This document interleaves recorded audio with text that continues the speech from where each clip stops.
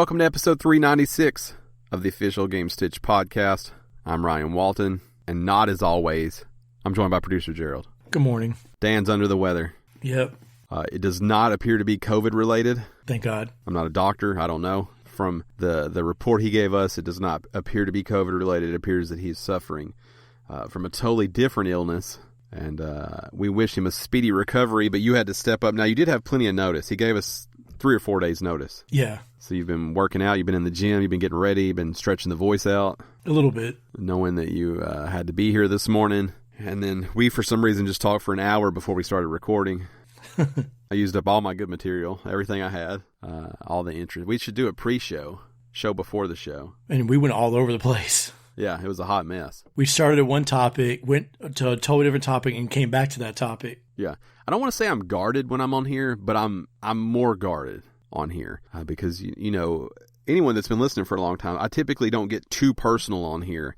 And it's not because I don't love you guys. It's just that, you know, not everybody in my life has the option of whether or not they want to be included in here, or I haven't, you know, sat down and had that conversation. So I try to, you know, when I say friend of the show, and I'm talking about obviously our real life friends, you know, they know I do that. Mm-hmm. But then again, I don't go too deep. But whereas like before the show or after the show, I'll just tell you guys a story, you know, that someone may or may not want out there. So I try to be a little more guarded with that on here. Right. One day we'll get friend of the show Marshall 205 on here, and he'll tell you everything. He'll tell you his bank account if you want to know it. He's an open book. Just hopefully you got to do it in the midday so you don't fall asleep. Yeah. He's got narcolepsy at night, at least. I don't know about during the day, but at night he for sure does. He'll get on. I'm not sure if he's lying to me or if he's in total denial. But he'll get on and he'll be like, let's play whatever, Farming Simulator. And I'm like, no, you sound tired already. He's like, no, I'm like super good. I'm energized. And then we jump in and 20 minutes later, he's asleep. Mm-hmm. And I can't tell if he was lying to me or both of us. He gets comfortable in that chair. That's the problem, man. He sits in that. I know he sits in a damn like lazy boy. You ask any serious late night gamer if you can be in a comfy chair, the answer is no, because they'll all go to sleep. Myself included. I'll go to sleep if I'm on the couch. I don't think I've been on when you fell asleep. It's rare. I've only fallen asleep. Actually fall asleep. I know I've been on when you're like. I get pretty heavy-eyed. See, the thing with, he falls asleep. So, like, he'll wake back up when something loud happens or whatever. But it might be like 20 minutes before he talks. If I doze off, it's like 10 seconds and I catch myself. And then usually I am responsible enough. I'm like, all right, well, I'm going to head off. You know, it's like that. Mm-hmm. I doze off a lot when we quit playing, but we stay on the headset because I jump over to the comfy chair. Right. But like fall asleep. It's only happened 1, maybe 2 times. One specifically that I know of when I was playing Diablo with Dan, I actually fell asleep. But, you know, he does it. So I've never went to sleep when I played with you guys, but single player, I'm just playing by myself, I've fallen asleep before. Lights out. Just done. Drop the controller. In my lap. Yep. Yeah. But like with friend of the show, Marshall 205, he will just fall asleep at least once a week. At least. You know, sometimes more. So, I don't know what's going on with him, but we'll get him on. We'll try to keep him awake through the whole show. But at some point. And I also think him and I feel pretty comfortable to say this. We're going to start streaming pretty soon, too. Oh, that'll be good. So, I think we are talking about streaming pretty regularly. I don't know that it's going to be daily, but it might be. But we're making plans right now to start streaming at night. And so, he's going to stream on he will live stream his own, and I will live stream also while we're playing together. So you can kind of see both of our point of views, and he's got some work to do before he's ready with that, but I think that's something we're going to start doing.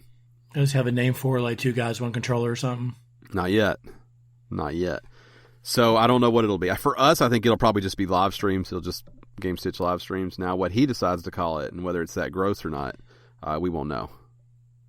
It probably won't be. Yeah, with him having young ones. Yeah. He's got a slew of kids for sure. He doesn't want to get too derogatory. No, I don't think he cares. I think he's fine with that. But he's setting up a little room to do it in, and I think until that's ready, I don't know where we'll be. But I may start streaming sooner than that. I almost streamed last night. I was playing some Fall Guys, and I almost turned on the stream because I was pretty sure he wasn't getting on. I was just playing by myself, or playing with myself if you prefer that. And I thought about streaming out, and I wish I had. I got a win really early on, so it would have been that nice. game's blowing up. I'm seeing a lot of stuff on that. The game is everywhere. I'm amazed by the amount of people that I hear on podcasts and that I read articles from and that I see in comment sections and everywhere who just talk about how they cannot get a win. That seems insane to me. Like the fact that you could play a lot and not get a win, I don't understand. I just got win number 7 last night. There's a trophy for it. That's how I know. And I don't feel like I have played a ton. Maybe they're just not good at games. So your official feedback would just be better. Yeah, some people are just not as good as they used to be. Just be better than you were, and you could get a win. So much of that game is luck. But I have come around because I think I initially said like you're either bad or you're everybody else at that game. I've really come around now where I think there's a real skill to the way you play Fall Guys. Not the team stuff, because it can eat all the ass. I hate the team stuff. Mm-hmm. There's also this weird conspiracy going around. The internet has decided that the yellow team is shitty at every game. It's also random which team you get put on, but there's like a ton of memes about the yellow team sucking ass, which I think is funny. Because the yellow team never wins? Yeah. Like that's the thing going around, is that if you get put on the yellow team, you're doomed. It's all the bad players. Which I don't think there's any rhyme or reason to, because I lose with all colors. But I don't like the team-based stuff. You can be a stud in the races and you get put out because you're on a shitty team. Mm-hmm. So I don't love that, but there's a real art to the way those races work. I think people want to run and be out front, and typically a good strategy. Almost every race I have won, I'm not out front in the beginning. But I wait. I seize the opportunity. If you can hang back, especially on some of those in like the 3rd or 4th position, and you wait for that front guy to get fucked up, it kind of shows you and guides you where you need to go. So I got that win probably in my 3rd one last night, so that felt good. Like I said, it's my 7th win. I'll never get the platinum. I've now decided that I could accomplish every trophy but one in that game, and that hurts my heart. Which is the one you can't get? Is it just ridiculously hard? Yeah, you have to win 5 episodes in a row. Oh, yeah. And yeah, right. So the things you do are like individual. Those are just races or whatever. They don't count. The episode is the entire thing. So to win 5 in a row, I assume it's not going to happen unless you cheat. Mm-hmm. I will say, if you're on the internet and you know how to do that easily, I'm open to it. But with 60 people in a room, I don't know how you could ever coordinate something like that. So everything seems doable except for that one. I just got to level 25 last night. I got to 7 wins last night. There's another one for getting 20 wins, which would just happen if you keep playing. Got a little tired. If you keep playing and don't suck, 20 wins will happen. You got to win like, I don't know, 500 events or something like that. Maybe not that many. Qualify for 500 or something like that. I don't know. That'll all everything left will pretty much happen through playing, with the exception of the win 5 episodes in a row, which is a 0.1% on PS4 as far as rarity. It's ultra rare at 0.01%. Damn, that means people have already got it. Well, nothing reads 0.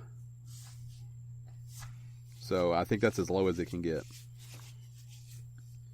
But Fall Guys is still a lot of fun. I enjoy it. I may enjoy it more than anyone I'm playing with, which is unfortunate. I downloaded, but I haven't played it yet. I think you'll like it. I think you'll get frustrated with it, but I think you'll like it.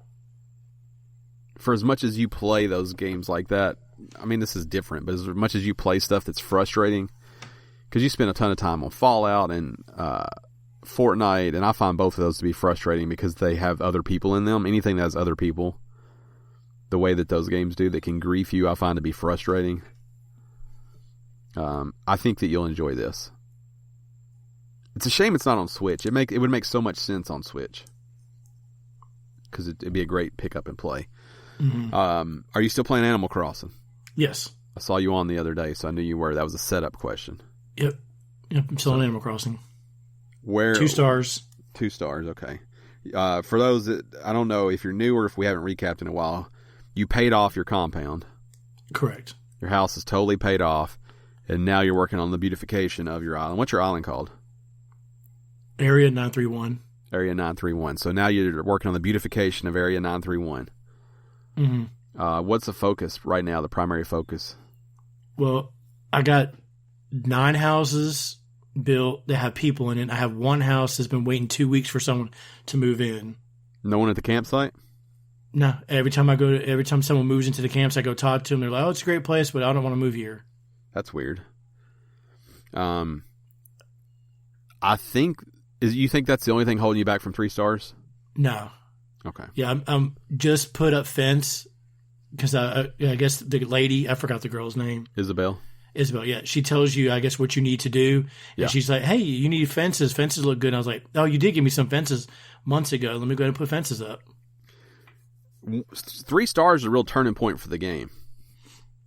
Because that's when you get terraforming. Yeah, that's what I'm waiting to do because I want to move like everything. It's not like where anything is at. Yeah, so that's really gonna open the game up when you get that. You know roughly how many hours you're at now? No. Okay.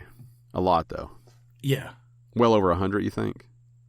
Oh yeah, I was over 100 last week. Okay, yeah. It's good. I like that you love that game. Yeah, I'm just taking my time because I feel like if I play it, one of them long sessions, my normal long sessions, like 6-8 hours, I would get too much done and I wouldn't like it the next day. Yeah, I'm still playing it every day. I feel like most other people in my life have bounced off of it. Like I know friend of the show Pat Man quit, friend of the show Matt quit. Whether he admits it or not, friend of the show Marshall 205 has quit. He keeps talking about, I'm going to get back to it. It's just been a busy week. But I'm like, if you've gone a week without playing it, you're not playing it anymore. Yeah. I would argue that. So, I think it might just be me and you that are still holding out. Oh, no, I'm playing. Yeah. I still like it. I still enjoy it. I don't spend the kind of time I used to, but I'm still trying to get the bugs, still trying to get the fish, and still trying to do, even with the fireworks stuff, and there's some, stuff that you can't get any other way there. See, I don't get the fireworks thing. What do you mean? There's a fireworks event, you just go to and watch it, and you're done? There's a raffle. Red does a raffle. Oh, yeah, the little guy in the front. Yeah. You got to buy tickets from him for the raffle, and then you get a prize. Some of that stuff, it's the only way to get it. Oh. So for me, it's about stockpiling and having everything. Yeah, see, right now I'm not worried about anything like that. Yeah. I just want to build. Well, I've built already, and I have unlimited funds for the most part. I say unlimited. I have about 10 million. All made natural, no time travel. And the house is paid off. I mean, I'm not going to need $10 million. Mm-hmm. So when something like that pops up, yeah, I'll buy every ticket he has until I get every prize he has or whatever have you. Like, I'll just keep going so that I can put some fireworks in my storage and just have those and some of the bubble wands and things like that you can't get any other way. Just so if I ever need it or want it, I have it. So I've been doing that. And again, still trying to do some of the... Still trying to take care of some of the fish and bugs that I haven't gotten yet. So I still love Animal Crossing. It's great. Came at a good time. COVID no doubt helped it out, but I think it would have been a great game even without that. It just may not have blown up the same way. Yeah, this game has kind of filled my Minecraft void. Yeah, I get that. I get that same sort of vibe. It's like any chill experience like that. The opposite of Fall Guys. Fall Guys makes me want to scream, and most games don't. Because it's not usually anything you do, it's usually some other idiot. Mm-hmm. Who's probably not an idiot. They're probably caught up in the same bad situation you are, but they get in your way. And it makes me furious. I was playing with Marshall 205 the other night, and I tried to jump a gap, and as soon as I jumped, some dude got hit by a propeller, and it flung him into me and knocked me off. Oh, wow. So I'm like, well, that's some straight bullshit. So then I respawn, I go to do it again, and right when I jump, some other dude jumps, and he hits me and bumps me off. So I'm like hot now, because I'm like, if you guys don't get out of my damn way, I'm not going to make it. So I think I jumped for the third time, and I'm running like up the hill to qualify, and I get eliminated. And in my mind, I didn't get eliminated because of me. I got eliminated because of those two idiots.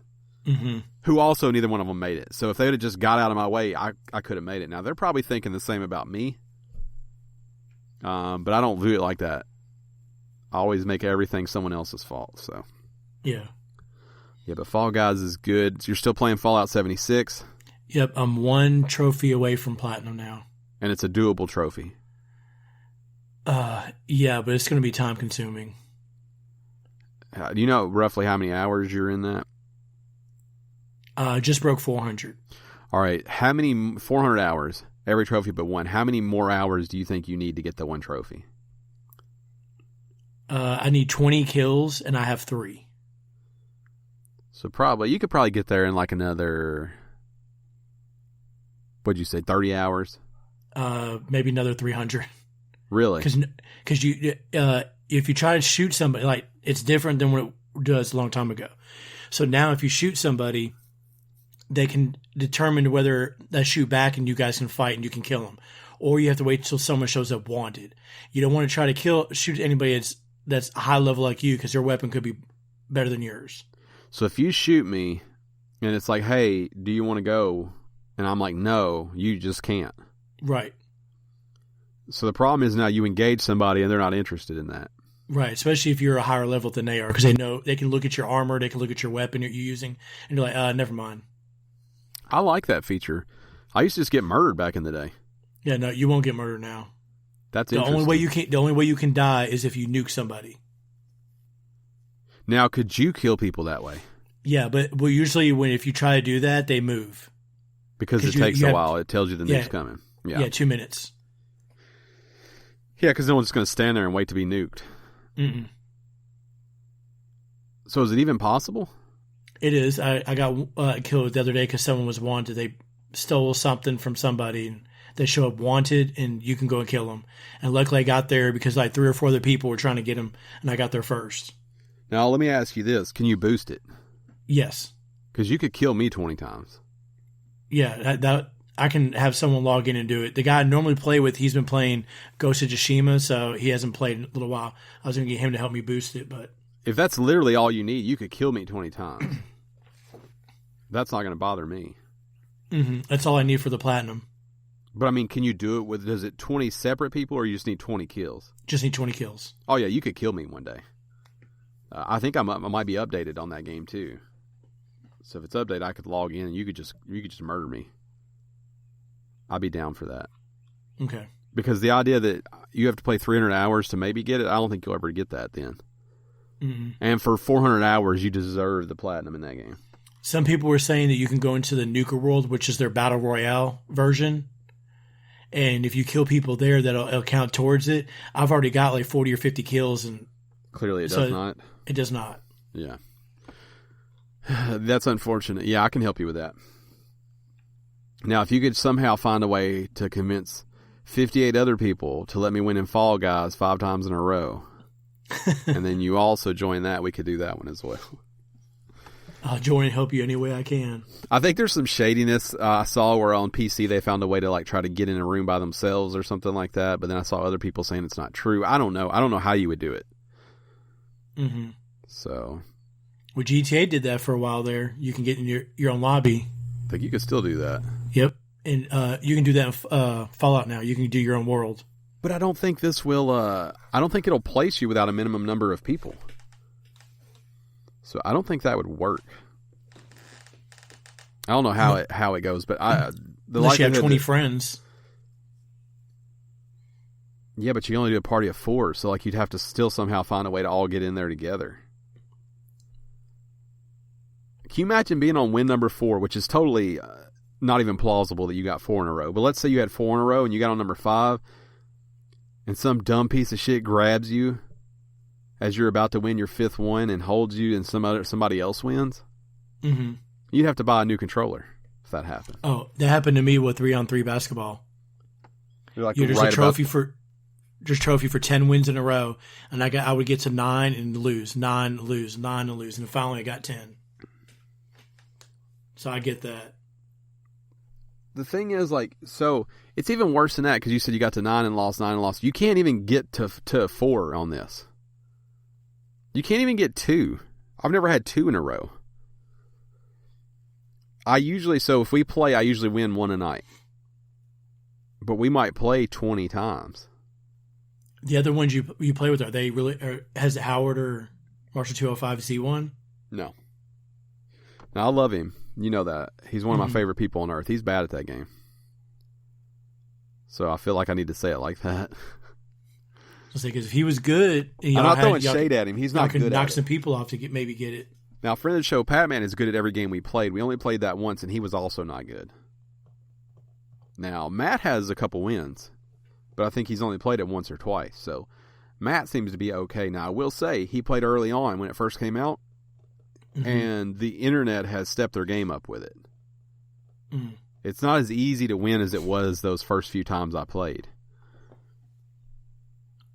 He's usually good at just about anything he plays, him and Patman. Yeah, but you do need a little bit of lady luck on your side.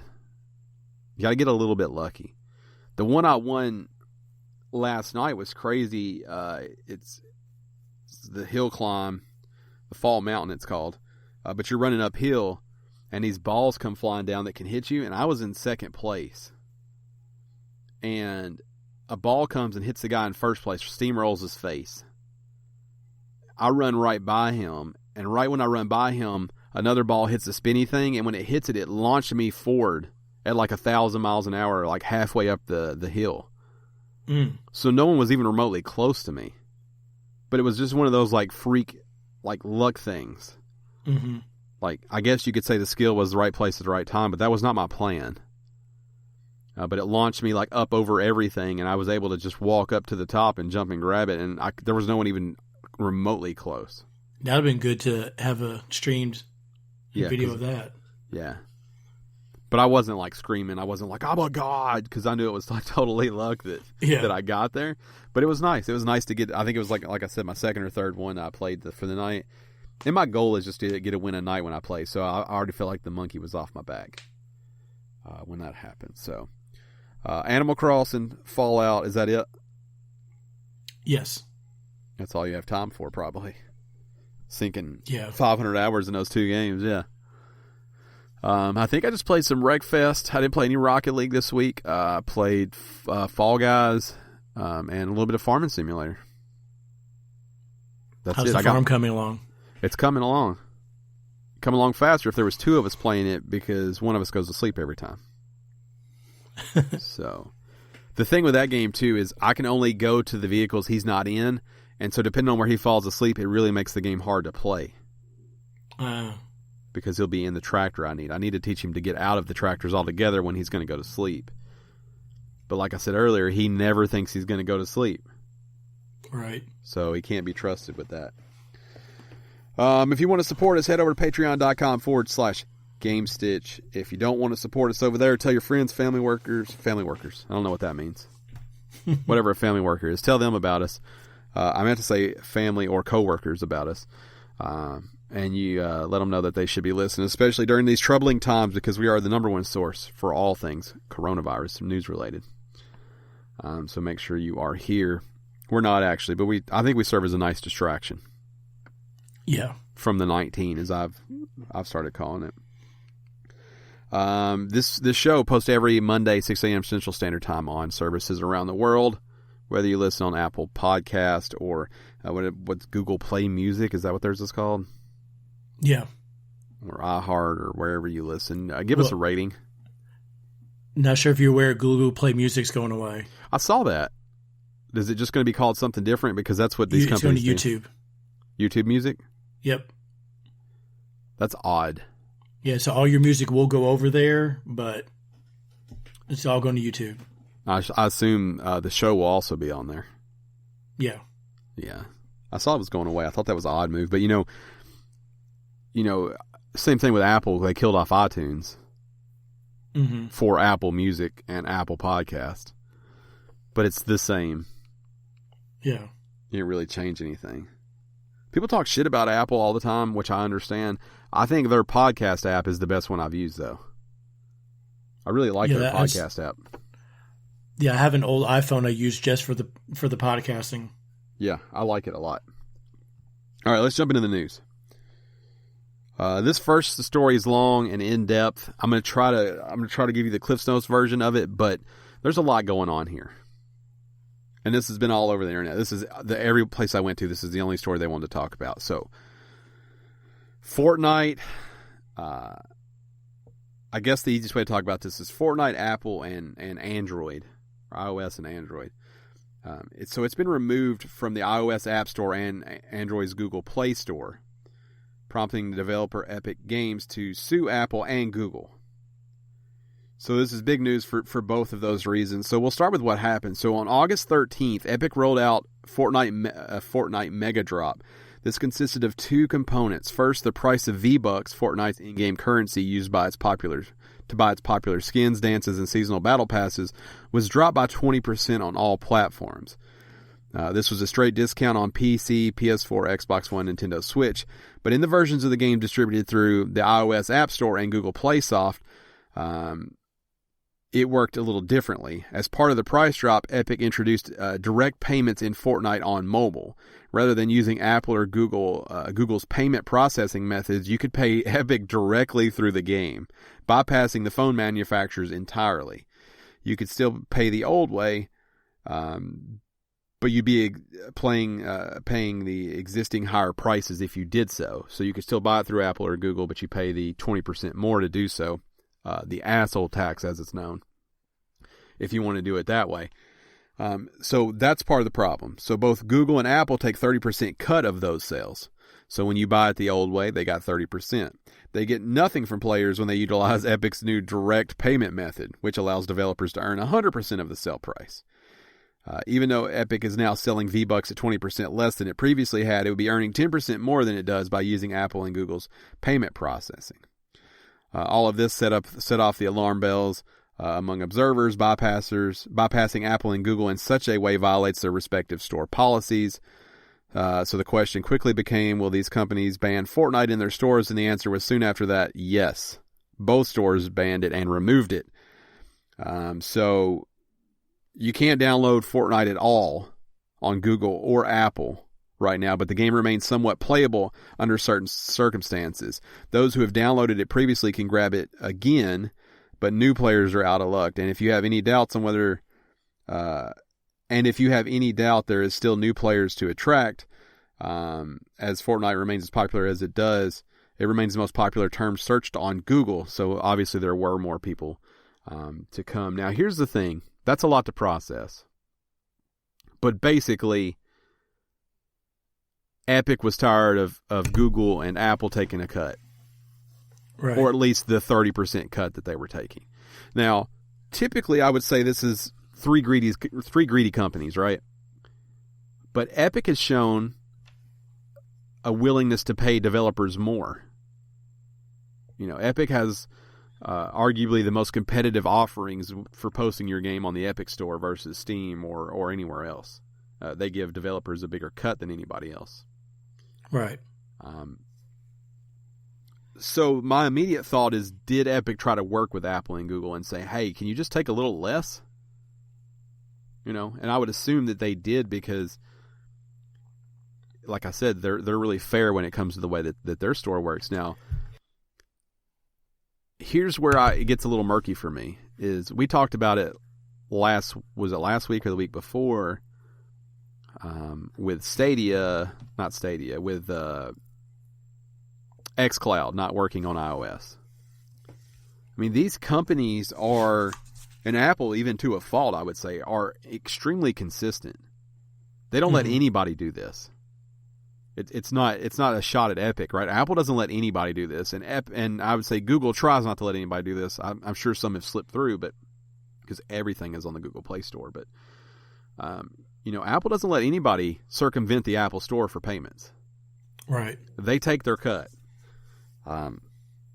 And this isn't something that caught Epic off guard. They knew this was going to happen, which makes this even more interesting because they did it knowing they would get banned.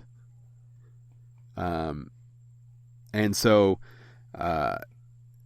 Epic knew exactly what was going to happen after they launched direct payments. Almost instantly, Fortnite was banned from the App Store just before 3 p.m. Eastern Time. Epic announced a new short would soon be premiering on Fortnite Party Royale, the game's casual no weapons mode.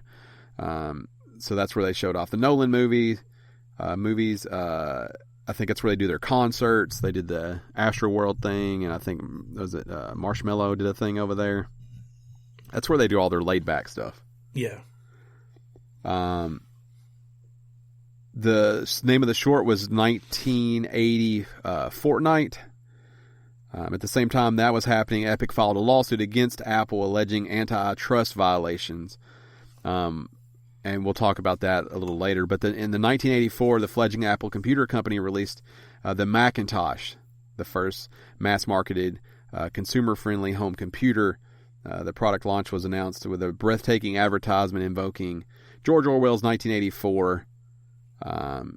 And so this is a super popular commercial. It's one that they always show. But fast forward to 2020, Apple has become what it once railed against. And so in response to that, Epic put out their short, which was basically a spoof on the 1984. And its parody is pretty good. It states that Epic Games has defied the App Store monopoly. In retaliation, Apple is blocking Fortnite from a billion devices.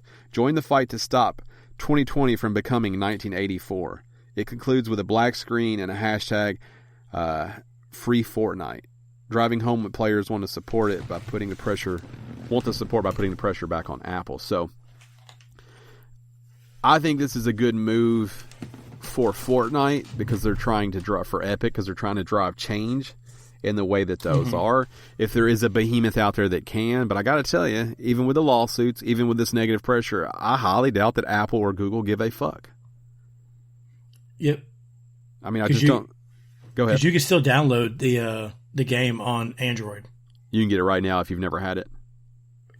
If you've never had it. I just tried it on my work phone and it downloads. You can get it from the Epic app because they have an app now.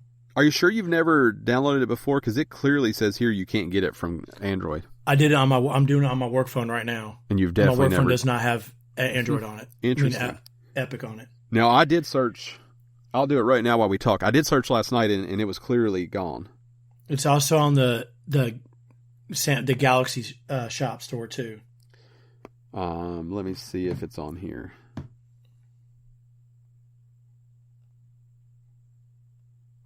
Is it downloading? Night. Okay, it clearly is still absent from.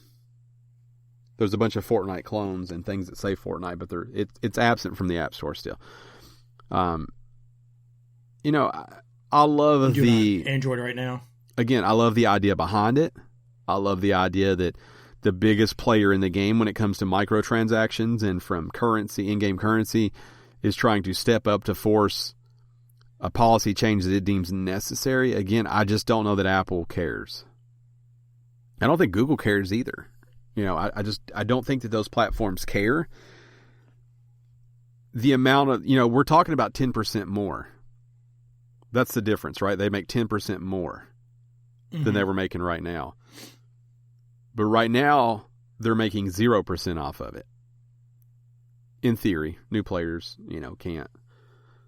I just don't know what they're proving here, or I know what they're proving. I don't know how long they want to prove it for. I don't know how much money they want to lose proving it, I guess is my thing. So I'm guessing that they certainly would change their mind very quickly. So why is Epic suing Apple and Google? So Epic's lawsuits aren't about Fortnite being removed from the app stores. However, it's clear it deliberately took a step introducing direct payments that it knew would result in the game being banned to add fuel to its lawsuit. Instead, it's suing over antitrust violations, arguing that Google and Apple operate monopolies over their respective mobile platforms. Epic is trying to clearly position itself as the good guy in this fight. It says it isn't seeking monetary compensation, nor is it looking for special exception for Fortnite or Epic as a whole. Instead, it wants to see changes in the way that these payments or these platforms operate, allowing for alternative payment methods and storefronts that could offer more competitive rates than 30% cut that they take. The suits both call this rate exorbitant, comparing it with the average 3% with the other payment operators take for software sales on, say, a Mac. So, again, that's what we were talking about earlier. It's the amount they're taking that they're upset about. And, this you know how lawsuits work with big companies. This will be drug out for years. Yeah, that's why when you said earlier that they knew this was going to happen, they had all this in the work. The videos, the commercials, the lawsuit. It was a super coordinated rollout. And just like I read there, they did this knowing that they would be banned immediately on purpose. They forced those companies to all right, if they just file a lawsuit against Apple and Google, nobody cares, right? Right. That story gets maybe like, a small placement on most sites that goes away after a day. By forcing, it's incredibly smart. By forcing Apple and maybe Google, I don't know what's going on there, to remove it, that's a story that is probably on local news. Can you imagine how many 10 o'clock news are like, the most popular game, Fortnite, removed from Apple devices. Those stories are happening. Mm-hmm. Which then gives, every eyeball, potentially, that is ever in front of a TV or a computer, it gives them major eyeballs on the lawsuit part, because every story I've read links back to the lawsuit.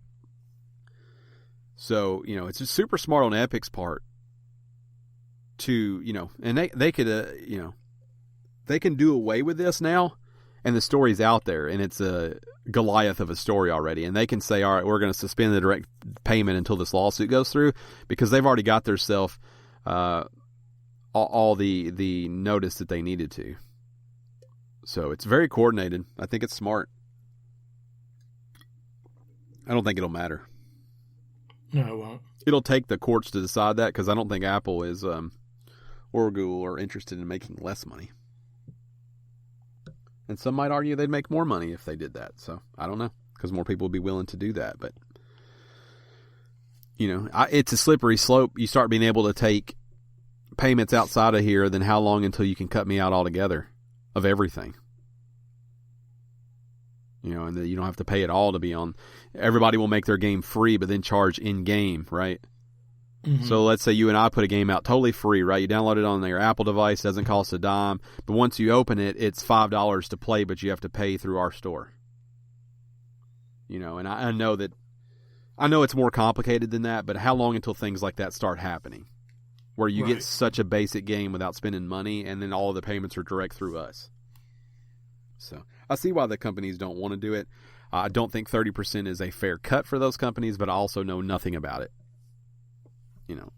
In Apple's case, and I would assume Google's case as well, I mean, they have thousands of employees that go through those apps and all that stuff to decide what can make it on and what can't. So I'm sure the overhead in the App Store is pretty expensive. Mm-hmm. You have thoughts on this? Do you ever play Fortnite on mobile? Not anymore. Yeah, me either. I think I tried it a couple times. When Season 2 came out, I played for maybe a week, and then I just deleted it. And I think I've signed in to get the free stuff that comes out every now and then. I still download the free stuff that comes on the PS Plus. Mm-hmm. And that's it. I haven't jumped in and actually played a match. I still want to go back in and do the Save the World and try to finish that story off. Yeah. I like that. I don't think I'll ever go back, but I like the idea of thinking that I would go back. Before we wrap this up, I just want to say Epic obviously has support. They're not the first ones to bring this up, nor will they be the last. A spokesperson for Tender Owner Match Group told New York Post, "We fully support Epic Games' effort to show how Apple uses its dominant position and unfair policies to hurt the consumer.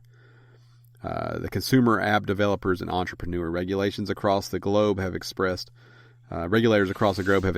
similar concerns and are examining Apple's arbitrary practices."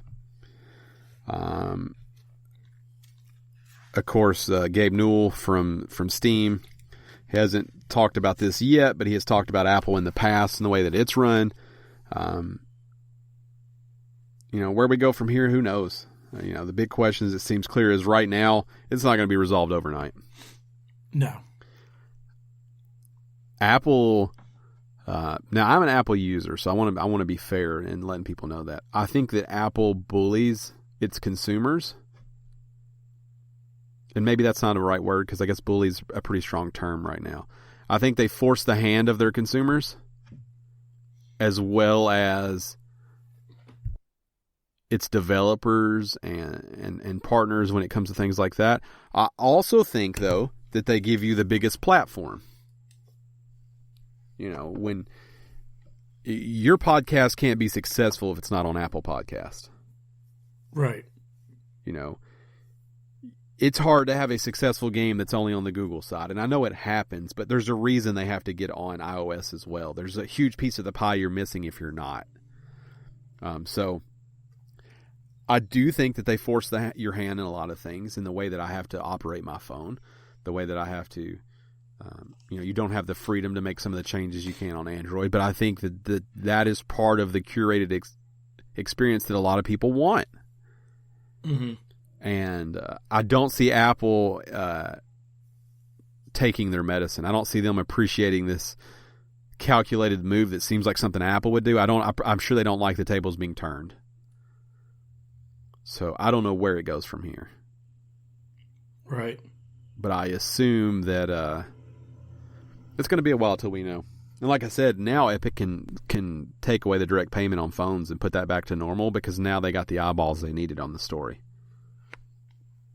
So we'll see what happens. You got anything to add there? No. Unfortunately not. Yeah, it's not a thing I care about either, but I do think it's interesting. It is. Maybe more and more companies will stand up now that Epic's doing, because Epic's so huge, and we need somebody as huge as them to do that. Yeah, because like I was saying, you can't download Fortnite on iOS anymore, but you can still play it if it's there, if you have it. And you can still buy money the old way. So they'll still continue to make money. Probably people right now are like crazy buying V-Bucks thinking they may go away on phones. So who even knows? It's probably spiked the sales.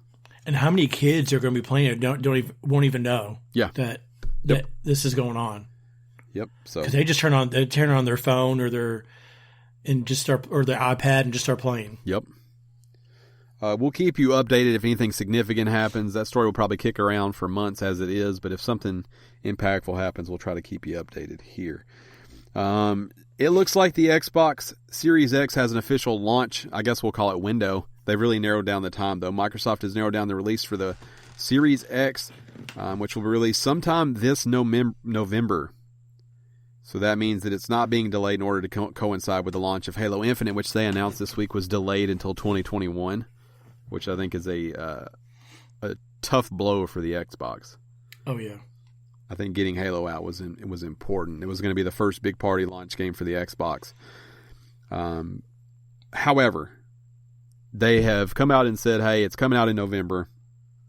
In a blog post on Xbox Wire, the specific date was not given, so we need to continue to wait on that from both companies. The price still not giving, but the release window was confirmed as part of the aforementioned blog post that shares highlights regarding Xbox Series X and tries to reassure fans about the launch. Given the system will now debut without the new Halo game as expected. The timing of the post is somewhat is crazy on the heels of the Halo delay, but I think it's also to move some of the heat off of the Halo delay. Right. It's that old magician trick, right? Mm-hmm. Snap my fingers over here on my right hand so you don't look at my left. It's like, hey, Halo's delayed, but guess what? That Xbox is coming out in November, guys. Which we either knew is going to be November or maybe the end of October. I got a real spoiler alert. I think they both come out in November.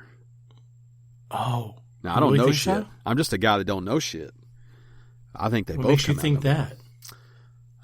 Pretty much that every new release for every big game has pushed itself to November. I think probably has a little bit to do with that. And both of these companies, for better or for worse, seem to want to go head to head. And I know Microsoft's goal is a little different than Sony's, but they still seem to want to come out in the same time. They want to. The reason they haven't shown the price is because they're both waiting for the other. Yeah. So there seems the price and the release date. Yeah, there seems to be a lot that they want to go head to head for some unknown reason. Because I think there is some truth to whoever comes out first will get an impact of people who just can't wait another week. Mm-hmm. Now, what'll be truly bananas is if they come out at the exact same time. The same week? The same week. Ooh. The same day. I mean, that would be truly bananas. And I don't know what would happen. That would really tell you whoever won that weekend would be the winner. Yeah. It'll be crazy to see how that goes. I don't think they'll come out the same week or definitely the same day, but I think they'll be close. Now, this isn't the only Xbox news we had. I'm going to tie these two stories together. The Xbox Series X was the only thing that they talked about coming out in November. However, probably the worst kept secret in gaming right now is that that it will launch. The Xbox will launch with two models, and the other seems to be called, by all accounts, the Xbox Series S, to continue the terrible naming convention that they already have going. But they've done it again alongside of the Series X. We believe the other Xbox will be called the Series S. Now even more evidence has shown up, this time in the wild, thanks to a controller that seemingly went on sale too early, effectively confirming the existence of a second console as well as its name. This comes just as the Xbox Series X is set to launch for November. The Verge has confirmed the leaked images making the rounds today of a white next-gen Xbox controller are indeed real. The text on the packaging mentions that the controller works with the Xbox Series X and the Xbox Series S consoles. The latter which has not yet been announced. So one would assume that you could take these two stories and put them together into one story, and that the X and the S will probably both launch in November. I'm guessing the S is going to not have the disk drive. Much like the two versions of the PlayStation. Now, how do you feel about these names, the S and the X? Tesla. Every time I see it, it reminds me of Tesla, the Model S, the Model X. Yeah, but what do you think about it when you pair it with the fact that they already have the 1X and the 1S? Do you not just see that getting super confusing? Yeah, it is. And when parents go to buy the systems, they're not going to know what the actually kids are going to be talking about. They're going to get talked into a system that they didn't want, or yeah. So let's say I'm Baby Gerald, and I'm like, hey, I want an Xbox X, and you're, let's say, an accountant, and you don't play video games. Mm-hmm. So you go to the store and you say, my son wants an Xbox X. You're at the mercy then of a person who maybe knows what they're talking about, or maybe works in the plumbing section and just happens to be over there at the time, given a break. So who knows what you get? Do you get a Series X? Do you get a 1X? Same thing for the S. I think the names are too close together. For all of the faults that Sony has, at least the naming convention is pretty simple, right? You're not going to, if I say I want a PlayStation 5, you should not be able to accidentally go buy a PlayStation 4. Mm-hmm.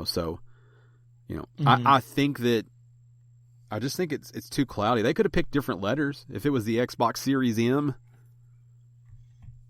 and Series P or whatever they wanted to call it, which no one will ever be the Series P because that's gross, but if they were, at least there's no chance that you accidentally mess it up. So I was talking to one of my coworkers. She's a mother and has a kid, and we were talking about the same thing, that she wanted to get her son wants an Xbox. And I was like, "Are you going to get one of the new ones?" She goes, "What do you mean there's a new one?" I was like, "There's a new one coming out." She goes, "Oh Lord, I don't even know." And then we're talking about and I was telling her all the different names, and she's like, "What the?" And she brought up a good point. She goes, "Why don't they just call it like to do with like some games or something? Like just call it Xbox 2020 or Xbox 2021, and the year it comes out." The more as things go on, I don't like the naming convention of PlayStation 2018, because if I'm still playing it in 2022, that's weird. But it almost seems necessary, you know. Even Nintendo does this dumb shit where it's the new whatever it is, the new Super Mario Brothers, and I'm like, if you don't know what's going on, I don't know how you ever get anything done on any of these consoles, because there is a learning curve. I am very sympathetic to any parents out there that have to buy video games for their kids that don't know anything about video games. Right. You should do your homework, because it's very easy to go out there and make the wrong decision in a lot of different. If you buy aspects. the game for the wrong system too. I've seen that happen. I know people who have picked up the PS4 version for their kid who plays on Xbox because they were told to go get whatever Fallout, and so they did. Mm-hmm. And then when you go, hey, you should have bought the green case, and they're like, there's different cases, and you're like, well, yeah, there's different systems. Like, just to make life easy, that's how you talk to those people, right? You need the green box, not the blue box. Because they don't know the difference between an Xbox and a PlayStation. So. Yep. One of my wife's friends has a little boy, and they went and got all these Xbox games on clearance, and it turns out they were the original Xbox games, and he has an Xbox One. I had a friend text me this week and say, hey, I'm going to a birthday party. And it's for my friend's son, and he's 10 years old, and he plays a lot of video games, and I want to get him currency for his video games. So what do I buy? I'm like, oh, cool. What system does he play on? They're like, he plays a bunch of video games. So like at that point, I immediately understand I'm not going to be able to like guide this person to a PlayStation card or to an Xbox card or a Nintendo. So instead, I have to revert back to, you need to buy them a Visa, like one of those vanilla cards. That way he can use it on whatever store it is he plays on, because I don't know if he's trying to put the money on Epic or Nintendo or PlayStation or Xbox or Steam, or I don't know where he's trying to use that money, because they don't know anything about video games. And they were like, well, we really wanted to get him something for what he plays. I'm like, okay, but what does he play? And they're like, video games. I'm like, okay, so you're going to have to get him one of those gift cards if you don't know more. Because whatever you buy is going to be wrong if not. And, that's a intelligent person who just doesn't know anything about video games. Mm-hmm. So I think you want to simplify things as much as you can for the consumer. And I know part of the problem with the world is that everybody is spoon-fed. But you just could have called them anything besides Series X and Series S if you already have a 1X and a 1S. Yeah. Literally any other letter would have been fine. I like Series D myself. They could have that big D energy out there talking about it. Xbox Series D. Yeah. That's what I'd be calling it. The old Series D. Always a capital D, too. So, yeah, I don't know. It'll be interesting to see what happens there. But, yeah, Xbox is coming out, and it appears in November. I don't think anyone on this show or anyone I know is picking one up on launch day. Nope. I will get one down the road, I'm sure. I'm probably go ahead. I was back to with the Xbox before you jump. I'm probably the only one of the group that does not have an Xbox One, or has had an Xbox One. Which is kind of crazy, because Game Pass is made for you. Yeah, you would eat up Game Pass because you're paying a small amount to be able to play anything as much as you want, which is right up your alley. Right. With all new releases showing up that are first party. But they waited. They didn't release that before I bought my PlayStation. So, but what about the idea of being able to jump in the ecosystem with the Series X? See, I almost fucked it up right there. With the Series X and being able to jump right into Game Pass. Yeah, I mean, it's tempting, but it's too much. Yeah. Too much like to have two systems, or monetarily? How do you see it as too much? Too many systems. Yeah, it's just too much to keep up with. You already have a Switch. You already have a PS4. Yeah. PC. You could, phones, in theory, just too much. You could, in theory, make the jump from PlayStation to Xbox, though. No, not gonna happen. No, you guys play on PlayStation. That's true. That is. Sea of Thieves almost got me to jump over to Xbox. Sea of Thieves is excellent. It'll be interesting to see how the launch for Xbox goes without that powerhouse, if it will affect it. And I'm seeing lots of people say, well, what does PlayStation have? I don't think PlayStation has to prove their lineup when it comes to first parties. Mm-hmm. They've had them this entire time. Xbox is the one that has to prove that their first party studios are going to be able to be the reason you go over there. And a lot of my pro Xbox friends that I know just out in the wild are the casual gamer. They're guys who only play Call of Duty or only play Madden, NBA Live, 2K. That's the only games they play. They're not going crazy with all these other games that you just barely hear of. They're not playing Fable. They're not playing Final Fantasy. That's true. It's I don't know. Game Pass is such a good value, though. Mm-hmm. It's tough. It's tough for me to sit back and think that Microsoft might be struggling because Halo's not coming out when I know what a value Game Pass is, but also I get it. I totally understand. Sometime pretty close to launch, you're going to be able to play Spider-Man Miles Morales on a PS5. Yeah. And I know that's not a brand new game in the sense that it's, from the ground up situation, but to have a new console within the launch window, to have a new Spider-Man game, I mean, it's the optics are just totally different. And Sony has a track record of being able to back their own system. Yeah. I was listening to a podcast and they were saying that they think whoever has the best Fortnite deal that week or the weeks that come out is going to definitely boost the sales. I hope that that's not the case, but that's probably true. That's why the GTA thing is a huge get for Sony. Mm-hmm. The GTA Online thing is a huge get. It's playable with PS5 without spending any money. You can just play GTA Online. Everyone has access to it. That's incredibly smart. Yeah. And it's smart on both companies' account, too, because they're giving you $1 million for every month you log in.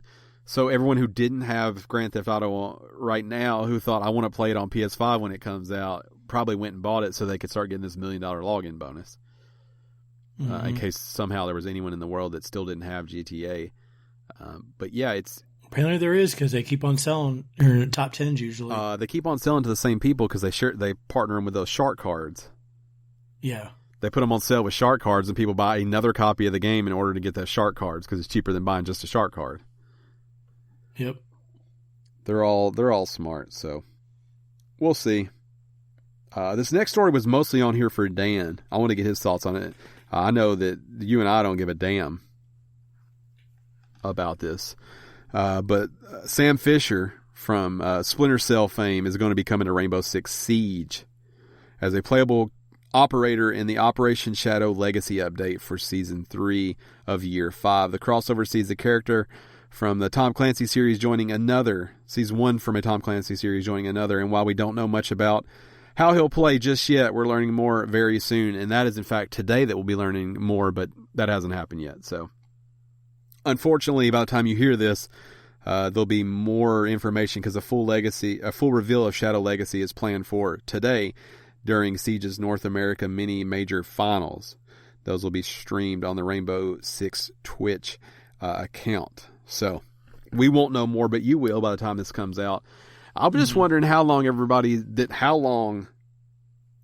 Ubisoft is going to honey dick everybody with Splinter Cell until they put another fucking game out.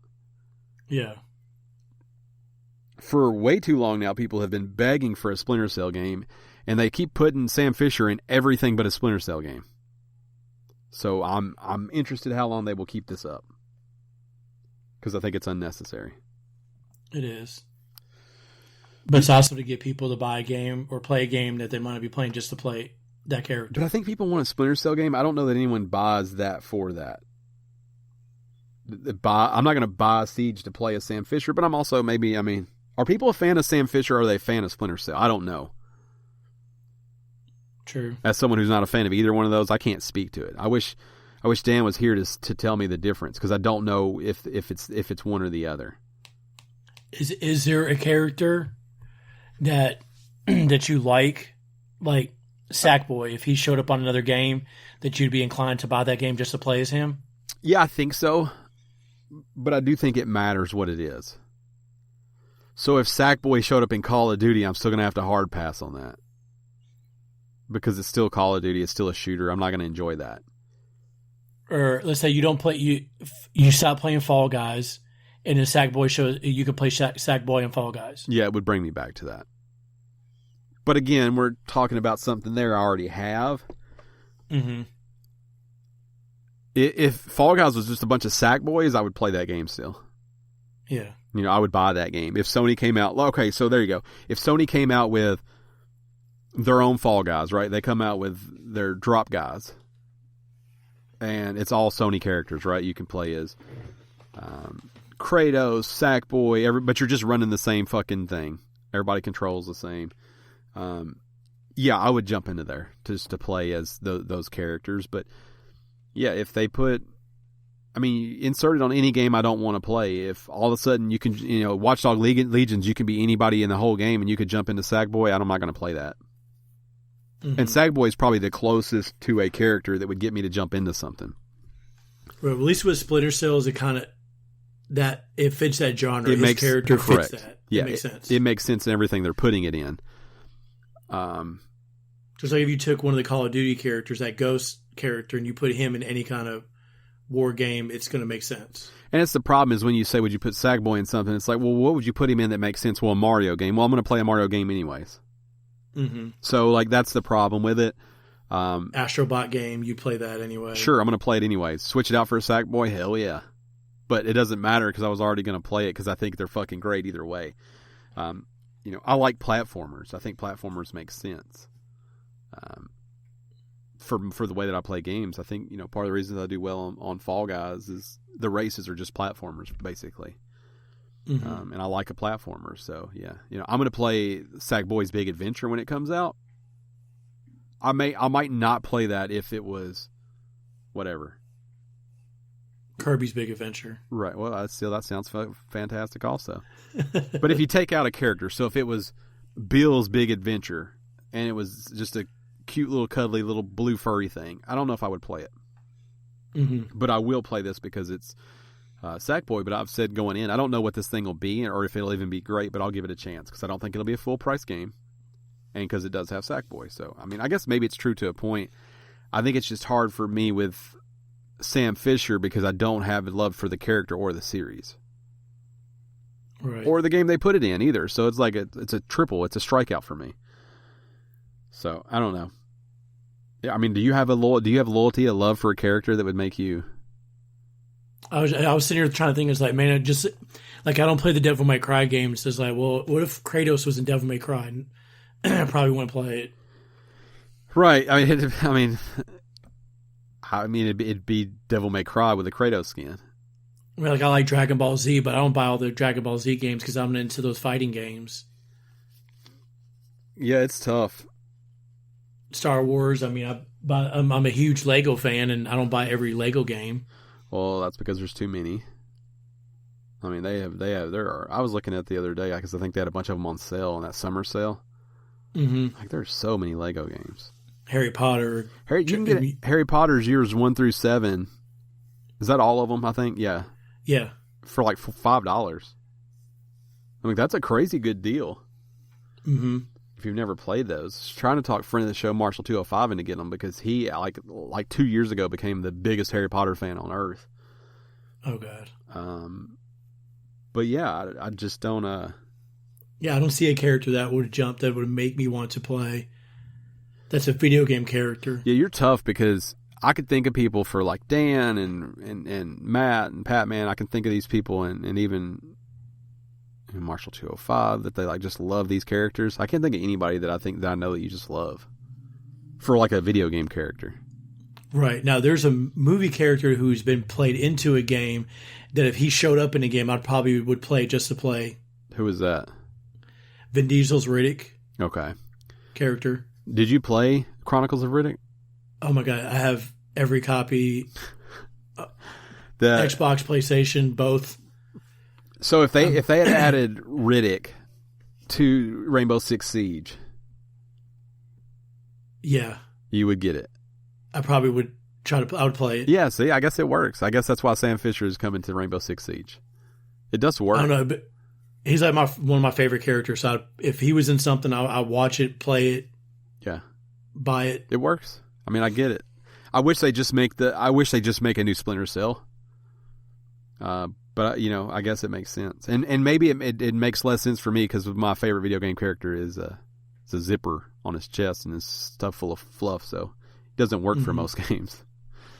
Do you think it's because with the Splinter Cell thing? Do you think it's because of they maybe had a game ready and then all this battle royale stuff come in and they're like, we're not going to do battle royale with this, but people are going to want it. No, and they're maybe designing one for battle royale. I think they're doing this to keep him relevant until they have something ready. I'm sure they're working on a Splinter Cell game. If they just go totally dormant about it, people will forget, and yes, the excitement will come back. But now, every time they tease something with anything that's related to Sam Fisher or Splinter Cell, people are like, it's coming, it's finally happening. So I think they're just keeping the hype alive. But when you do that, you can't put out a shitty game. Right. Which Ubisoft usually doesn't, but actually, they usually do put out a shitty game, but they usually spend the next 5 years changing that and supporting their games. I love the way they support their games. 2 more stories. Let's keep rolling here. We're running a little bit long. EA Play is the new name for EA's cross-platform subscription service, formerly known as a bunch of other things like EA Access and EA Origin. So the name change will happen, I think, today or tomorrow. It should be seamless if you already subscribe to one of these. They're just going to a universal naming convention when it comes to it. So EA Play will be the new name for this. Origin Access Premier will now be known as EA Play Pro, which allows subscribers to play new titles without any time limits from launch. So it's basically their Game Pass. Everything will remain the same price. EA Play Pro will be $15 a month or $100 a year. EA Play will be $5 a month or $30 a year. So just some naming conventions, trying to streamline everything over there. The last story, and this one is, I think, pretty interesting. So an investment platform is planning to sell ownership shares in a rare copy of Super Mario Bros., which is valued at $150,000. This particular version of the game is a sealed 1987 hang tab edition, rated as a near-perfect 9.8 A+ by Wata Games, one of only 14 factory-sealed copies in existence according to the video game grader company. Purchased by Rally for $140,000 in a private sale, the company plans to sell 3,000 individual shares in the game starting on August 21st. Each $50 share purchased will give the investor partial ownership and the option to sell their shares in Rally's own marketplace. If the price of those shares plummet, Rally will liquidate its investment in the game and pay owners out according to the decision made by their advisory board. When Super Mario Brothers isn't kept secure in a temperature-controlled vault in Delaware, Rally plans to display the game in their Soho Museum in New York or loan it out to other museums around the country where it will be shown. Rally plans to invest more in rare video games in the near future, with titles such as The Legend of Zelda, Super Mario Bros. 3, and a limited edition version of Halo Combat Evolved in the crosshairs of the crosshairs of the company. This isn't the only rare sealed copy of Super Mario Bros. That has been in the news recently. We saw a record-setting public sale for an individual game earlier this year, earning $114,000. So they have turned. They're basically building the stock market for old games. Mm-hmm. It is like some sort of weird, like I can buy shares of a thing that might be worth more or less in the future. It's kind of like a stock market, but it's kind of not. Right. It's kind of a timeshare. It's neat, but confusing. It is. So let me tell you my first thought when I read this story. Like, this is bullshit. This is the dumbest thing I've ever heard. Then let me tell you my second thought. I'm going to try to buy a share. Because the more I think about it, the more I think it's neat, right? I'm never going to be able to own that $100,000 copy. Mm-hmm. I'm also not naive in that owning, like,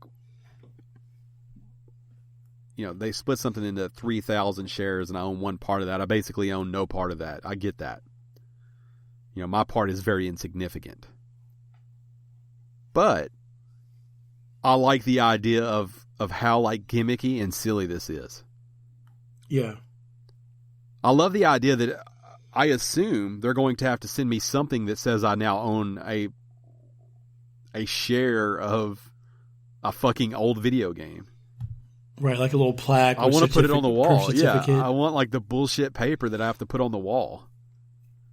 So I'm intrigued by this.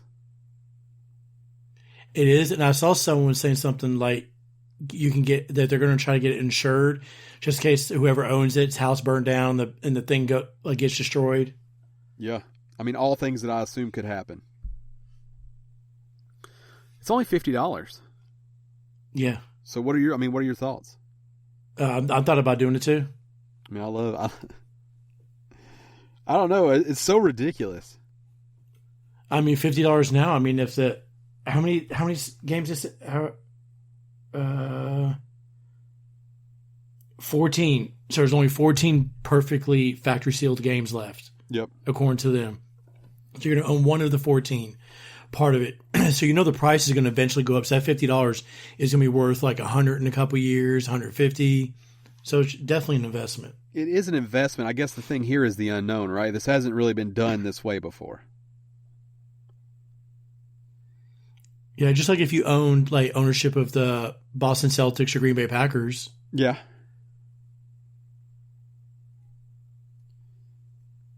I'm trying to see. I'm pulled up another story to see if they go. The story that I pulled doesn't go too in depth with how it's all going to work. Mm-hmm.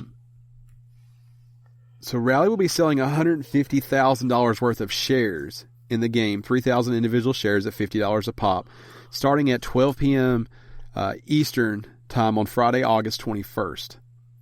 That's a $10,000 difference, which will cover Rally's $6,775 sourcing fee, as well as miscellaneous costs. Rally also maintains a 2% ownership stake in the game itself, essentially buying 60 shares from the public pool to keep some skin in the game. Purchasing a $50 share gives the buyer partial ownership of an SEC-regulated company that manages the game as well as the sole asset. So that's how they're getting away with it. You're actually getting the company, I put air quotes around that manages the only thing that in their portfolio, which is that game. Mm-hmm. It's crazy. This whole thing is crazy. Yeah. There's no guarantee that 3,000 people will want to buy a small share of a game that's priced at a record valuation. But similar offerings in the price range sell out on the platform in a matter of minutes. I think so. To me, that's what they've done so smart here, right? Is it's only $50 because you and I would never pay $140,000 for a game that just sold for $114,000. Right. Even if we had the money, but they're not asking us for that. They only want you to have $50. So could I throw $100 at them, get 2 shares, and maybe one day get my money back, maybe not, but either way have a goofy certificate, Mm-hmm. Yeah, I don't know. I think it's neat. But I wonder if there's going to be some shenanigans of like someone trying to buy more than one share. I assume you can. Like if you log into multiple accounts, like on your 3 phones and a laptop, a tablet, a computer. I don't even know that you have to do that. I think you can just buy as many shares as you want. Yeah, what's to say someone doesn't come in and just buy them all? Yeah, I mean, I assume that could happen. I'm trying to figure out. They have an app, so it looks like everything will be done through the Rally app. Mm-hmm. I'm trying to just do a little live investigation to see. But I think this thing sells out pretty well instantly. Yeah, Rally RD, invest in rare collectibles. So I guess this is the thing. I guess they're new to video games, but this is a thing because like I see shoes and cars and everything. Let me see if I can learn a little more about Rally. Build an investment portfolio for the 21st century by buying and selling equity in rare collectibles.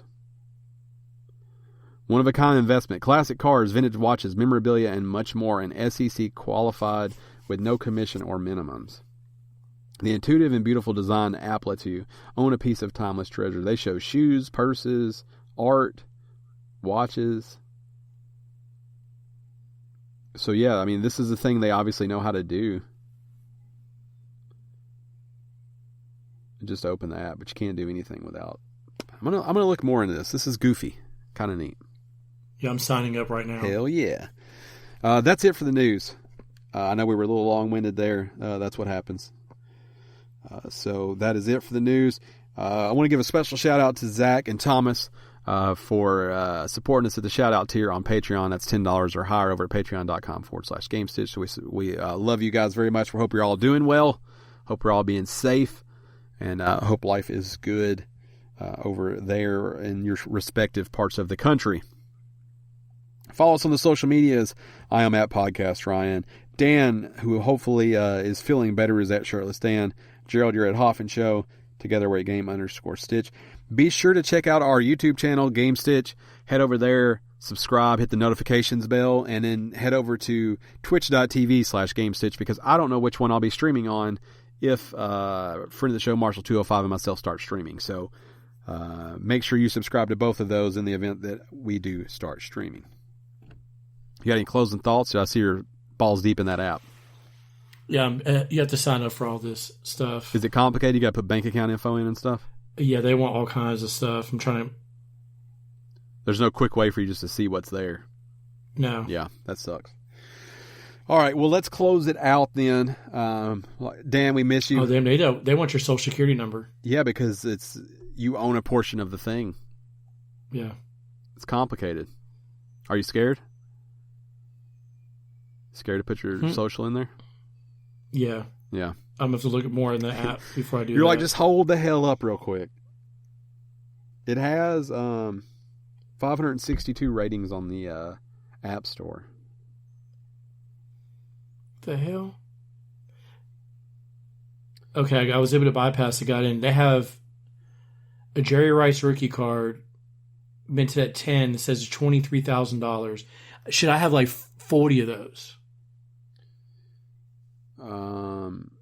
Rally Road manages each asset according to the strict and comprehensive set of rules for the benefit of our investors. We store all of our assets in a purpose-built, temperature-controlled specialty facilities with extensive security protocols, on-site maintenance, and 24 hours closed-circuit cameras, which users will soon have access to. That's fucking crazy, too, that you could pull up the app and stare at your card that you own a piece of. Mm-hmm. On the investment side, so this may be the part you care about. Yeah, so I got the Nintendo part, the game. It says coming soon. Yep. You can notify me when it's active. How did you get to it without signing up?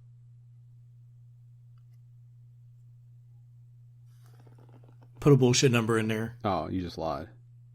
Yeah. I get it. Well, I don't want to be a liar. I'll update you on that next week. I will also do some research. They seem legit, though.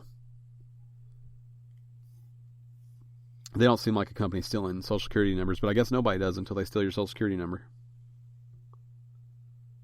I don't even know what mine would be good for, though, so who knows. But that's going to do it for us. Episode 369 in the books. 396, 396. I see that 6. I see that 6 and 9 together, and I get excited. 396, 4 weeks away from number 400. Dan, we hope you're feeling better. We miss you. And maybe he'll be back next week. Maybe he won't. We'll see. You'll have to find out then. Tune in next week, and good night.